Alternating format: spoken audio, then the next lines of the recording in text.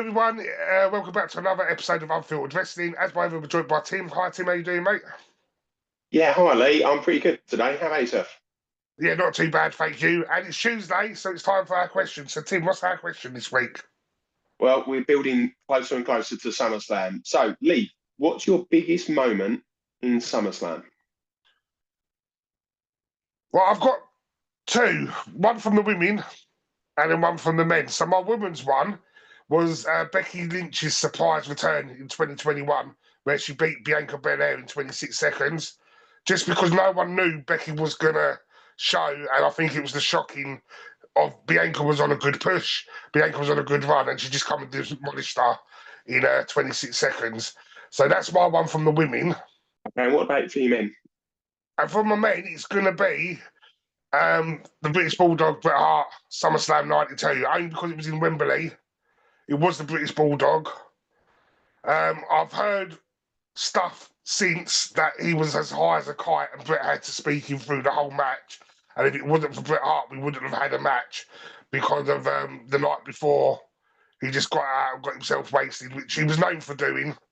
But I think it's my sort of earliest memory of a big night. It was 92, so I was 7. We had the Road Warriors come out on their Harley Davidsons, and I loved that. That aisle, to me, is still one of the biggest aisles I've ever seen.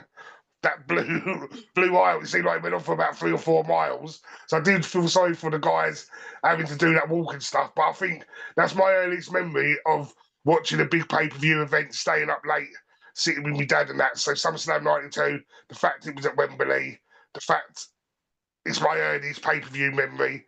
I sat down and watched it with my dad in the middle of the night. All of it just built to me as a SummerSlam moment. So it's my favourite fondest memory of SummerSlam. People don't also remember that the Ultimate Warrior fought Macho Man for the world title, and it wasn't even the main event. Obviously, Bret and Bulldog was the main event, but it wasn't quite even the semi. It was halfway through the event that the world title was fought, and I think it was fought to a DQ finish, which was strange. Bearing in mind we're looking at SummerSlam as a big event. That's when like Ric Flair and that come out as well, weren't it? At the end of the match, and that's the thing as well. I think that shows. Again, I know his name's sort of a bit tarnished, but Vince is brilliant sometimes. That the fact that he moved his title match to halfway through the night, so you could have that moment with Bret and Bulldog because it was in England and it was the British Bulldog, and that just shows how clever. When Vince was on it, especially in the earlier days, Vince was on it. No, I absolutely agree. I think if you look at his early work, you can understand it.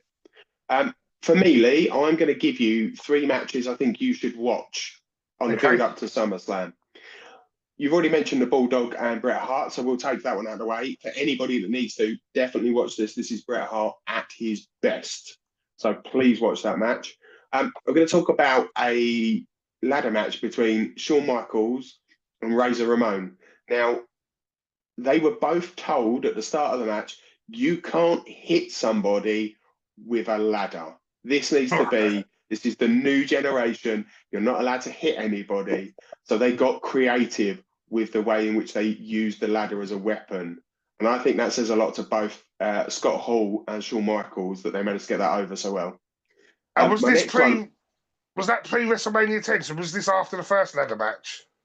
So this is the sequel to the ladder match, to the first match. So they allowed them to hit each other with ladders in the first match and then said after that, right, you're not allowed to do that no more. Yeah, that's exactly it. They were told, look, our sponsors have said you cannot hit somebody with a ladder. We're looking at a PG. We're aiming towards kids. You can't do this. And what they pull out is something that definitely is worth mentioning. My next one is Bret Hart, but it's also against Owen Hart, and it's a steel cage match for the WWE title in '94. For those people that have any interest in watching great wrestlers, this is it. This is why you watch it, to watch Bret and Owen absolutely batter the hell out of each other, but are so technically gifted, right?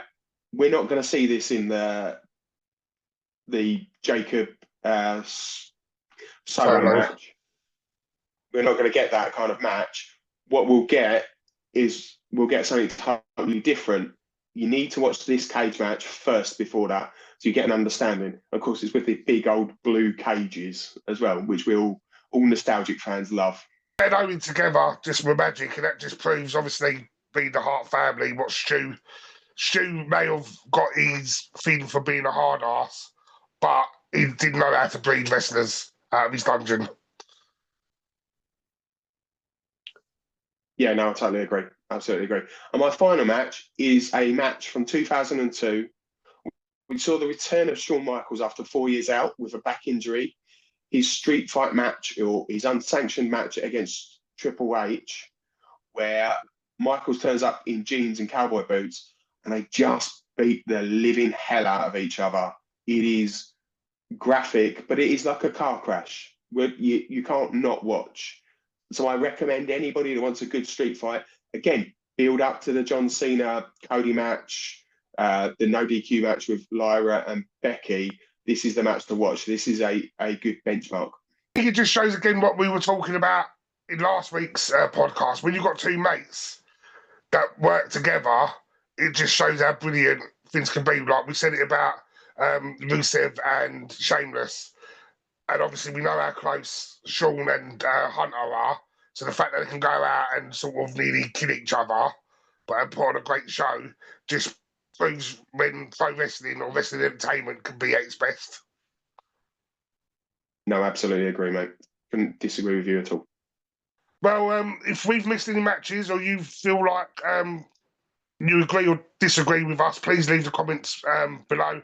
Tim, we've got a very busy weekend next weekend because it's SummerSlam, SmackDown, and Raws. Absolutely. And Lee and I are going to try and record after day 1 and day 2 of SummerSlam. So please bear with us. Plus, we've also got to get SmackDown shenanigans in and Raw of Ambulance. So it's going to be a busy one. So, Tim, get the kettle on and get the coffee brewing, and I will see you next week for our marathon. Absolutely, Lee. I'll see you later, mate. Take it easy.